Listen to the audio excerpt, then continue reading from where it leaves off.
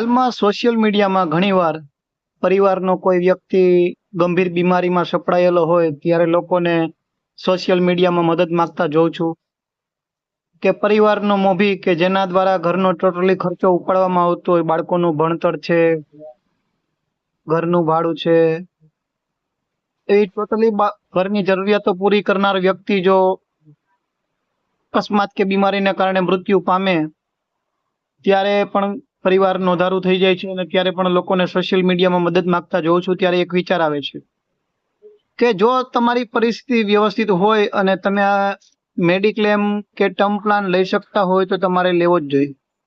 કારણ કે જ્યારે પરિવારનો કમાવનાર વ્યક્તિ જો બીમારીમાં સપડાઈ જાય અને તમારા પરિવારની આવક બંધ થઈ જાય અને હોસ્પિટલનો ખર્ચો ચાલુ હોય તો એવા સમયમાં તમે તમારા પરિવારનું ગુજરાન કઈ રીતે ચલાવશો કે તમારી પરિવારના એ મોભીની સારવાર કઈ રીતે કરાવશો? કારણ કે આવક તો બંધ છે.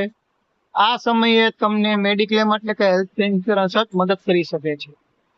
અને જો તમારો પરિવારનો એ મોભી કે કમાવનાર વ્યક્તિ કે અકસ્માત કે બીમારીના કારણે મૃત્યુ પામે તો એના પછી એના પરિવારની આર્થિક પરિસ્થિતિનું શું, બાળકોનું ભણતરનું શું?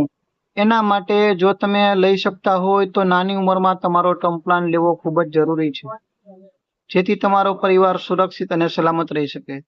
તો આજે જ કોલ કરો 7061681285. જયદીપ કુંદડિયા તમારો ટર્મ પ્લાન અને તમારા પરિવારનો મેડિક્લેમ કરીને તમારા પરિવારને સુરક્ષિત અને સલામત કરો.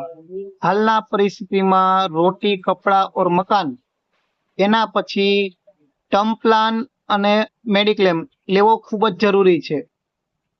Thank you.